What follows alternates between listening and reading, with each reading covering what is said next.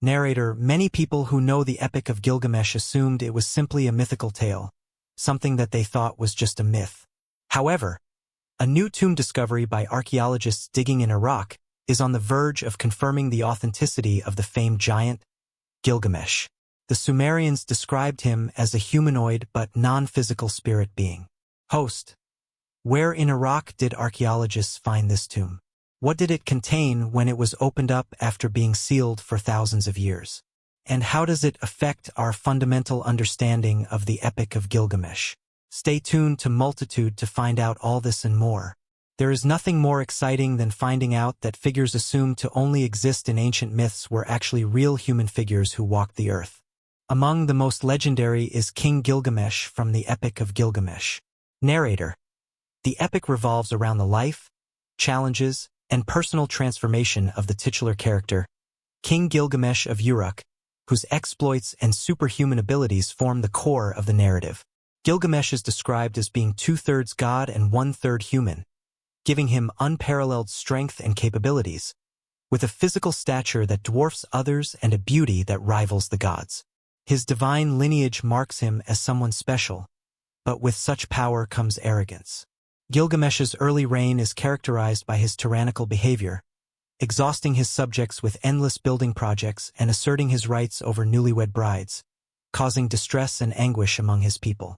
Host: in response to the pleas of the people of Uruk, the gods craft a wild man named Enkidu from clay, designed to be Gilgamesh's equal in strength.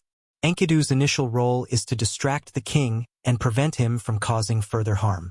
However, after a dramatic wrestling match that ends in a draw, Gilgamesh and Enkidu incredibly become close friends.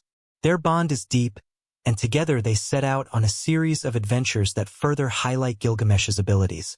Narrator: one of their earliest adventures is to the Cedar Forest, the domain of the demigod Humbaba. Despite warnings about Humbaba's immense power, the two friends, driven by Gilgamesh's desire for fame and glory, venture into the forest.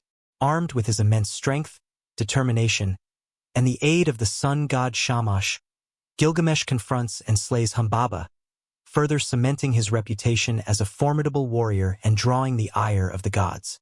Host: another demonstration of Gilgamesh's might is when he rejects the advances of the goddess Ishtar. Infuriated by this refusal, Ishtar sends the bull of heaven to destroy Uruk. With their combined strength, Gilgamesh and Enkidu face the celestial creature, managing to kill it and further angering the pantheon. However, this defiance comes at a price. The gods decide that one of the two friends must pay for their insubordination. They choose Enkidu, who soon falls ill and dies. Narrator: this loss shatters Gilgamesh, who until this moment believed himself invincible. His grief drives him on his most profound journey yet, the quest for immortality. Desperate to avoid Enkidu's fate and the inevitability of death, Gilgamesh seeks Utnapishtim, a man granted eternal life after surviving a great flood, an account that predates and bears similarities to the biblical story of Noah. Host: this journey tests Gilgamesh's limits as he traverses vast mountains, faces the Scorpion Man and his mate, and navigates the waters of death. Along the way, his exploits emphasize his resilience, endurance, and refusal to bow to fate.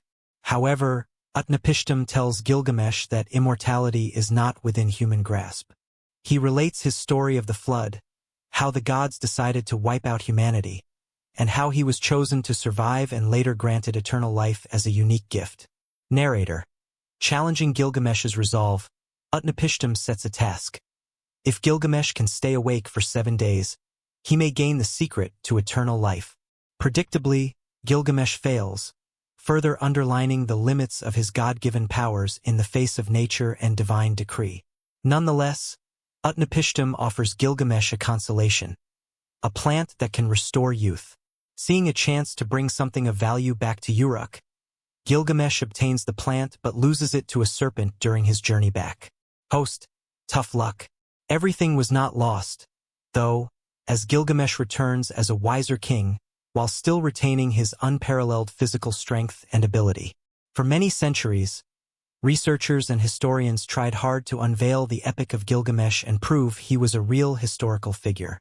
However, it took the effort of one man, Austen Henry Layard, in the 19th century to really get things started. Narrator. Layard's excavations in the ancient city of Nineveh, which commenced in 1849, were groundbreaking. Not only did he shed light on the Assyrian civilization's grandeur, but he also discovered a plethora of artifacts and inscriptions that pointed toward a profound literary culture. Among the wealth of discoveries were the libraries of Ashurbanipal, the last significant king of the Assyrian Empire. Layard's discovery of this trove was pivotal, as the library was the primary source for understanding Assyrian culture, religious beliefs, laws, and literature. Host. Among the vast number of tablets from the library, fragments that would later be identified as parts of the Epic of Gilgamesh stood out.